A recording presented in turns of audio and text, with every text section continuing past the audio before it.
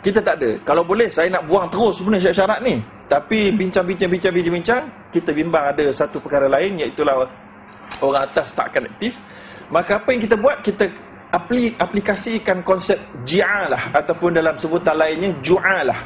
Ji'alah ataupun ju'alah ni adalah satu akad musamma, ataupun akad yang ada dalam Al-Quran, yang mana disebut dalam surah Yusuf, a'udzubillahi minasyaitonirrajim, walamma nafqidu su'al malik waliman ja'a bihi himlu ba'irin wa ana bihi za'im, dalam surah Yusuf, ya, yang mana diceritakan dalam surah Yusuf, raja hilang dia punya piala dia, macam dia punya kayu dia macam piala dia hilang.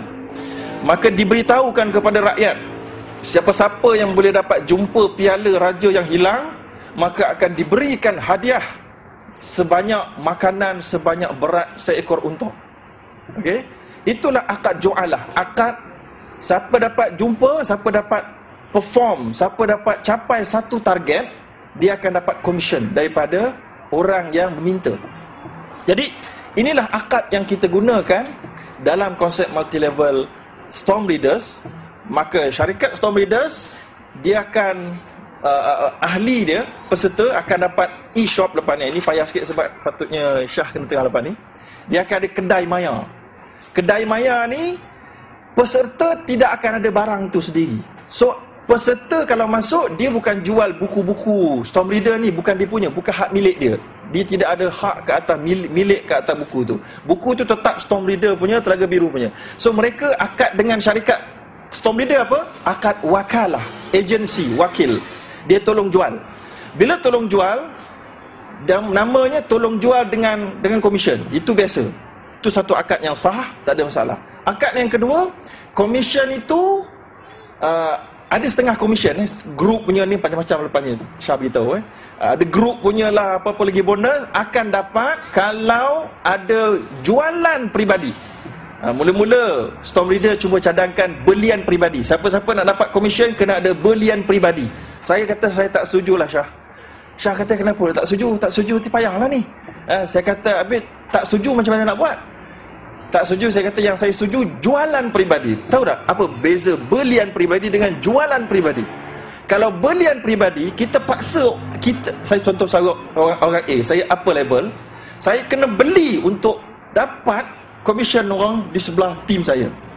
Walaupun saya dah beli buku ni, dah habis. Buku Telaga Biru saya beli dah habis dah. Buku Telaga Biru bukan banyak sangat pun. Habis, khatam dah. Berapa tajuk dah habis. Tapi sebab saya nak dapat komisen orang bawah, saya terpaksa beli lagi. Bukankah itu satu pemaksaan dan pembaziran yang tak dibenarkan oleh Islam? Maka saya kata saya tak setuju lah. Sebab kalau gitu tak jadi lah, tak jadi halal lah. Habis nak buat macam mana? Saya kata kita buat jualan peribadi. Maknanya saya bukan beli untuk saya jual. Itu okey, itu performance. Maknanya macam tadi tu lah, siapa dapat sampai target perform jual sebanyak sekian-sekian banyak, RM300 contohnya, maka barulah dia layak mendapat komisen. Ketika itu dia akan jadi akad ju'alah. Ini beza dia dengan multi level di luar. Yang ketiga, beza dia dengan multi level di luar, sebahagiannya, ini bukan yang tadi tu kebanyakan, ini sebahagiannya. Ada setengahnya mereka jual laman web. Yang laman web ni kita boleh buat percuma. Dekat Hadithuna kita boleh buat, dekat Blogspot kita boleh buat, dekat WordPress kita boleh buat. Kita boleh buat sendiri laman-laman web ni. So mereka menjual laman web ini bukan kerana laman web, tapi mereka sebenarnya menjual kepala. Dapat saja ahli, you akan dapat something. Yang ini tidak. Dia tak jual ahli, dia tak jual kepala. Itu beza dia. So dia tidak ada masalah dari sudut pyramiding scheme. So dia jual buku, dan kemudian barang yang dijual tu adalah barang yang betul-betul mempunyai nilai, dan barang yang dijual pula harganya tidak meningkat pelik, ya.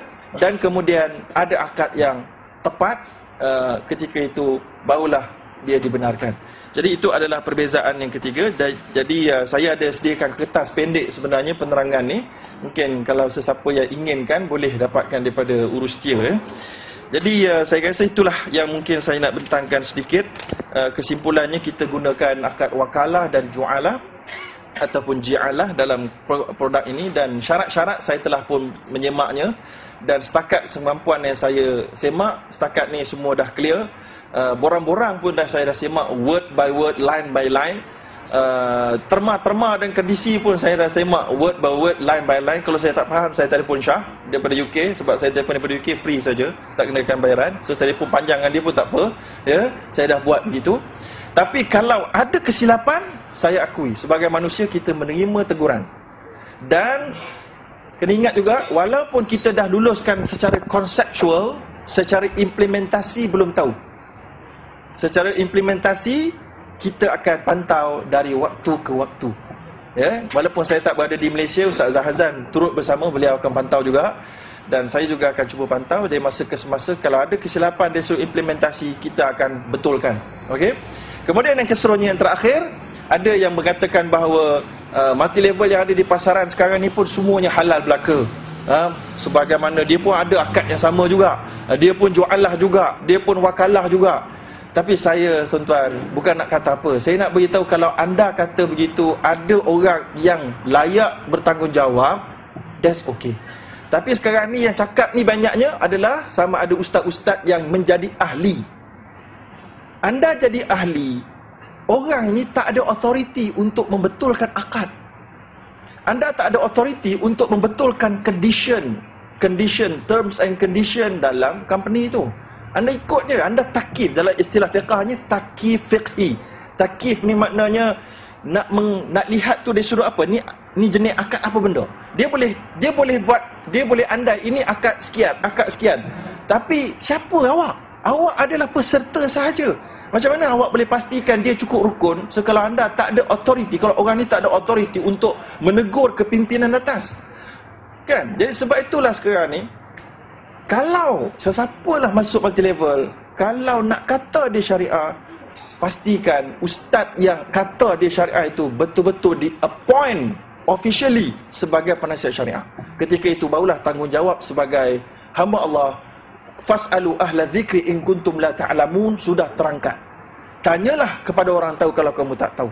So, kita dah tanya, dia ada penasihat syariah, dia tanggung ke akhirat. Jadi saya punya tugas dengan Ustaz Zahazan dalam Storm Leader bukan mudah.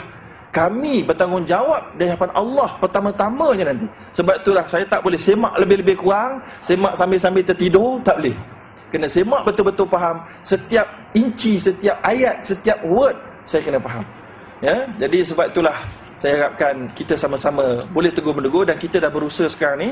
Dan kalau masih ada rasa keraguan, saya rasa Haji Wahab ada beritahu, kalau siapa yang ada nak bertanya, kita tak bertanya sekarang ni sebab ni ucapan saya je.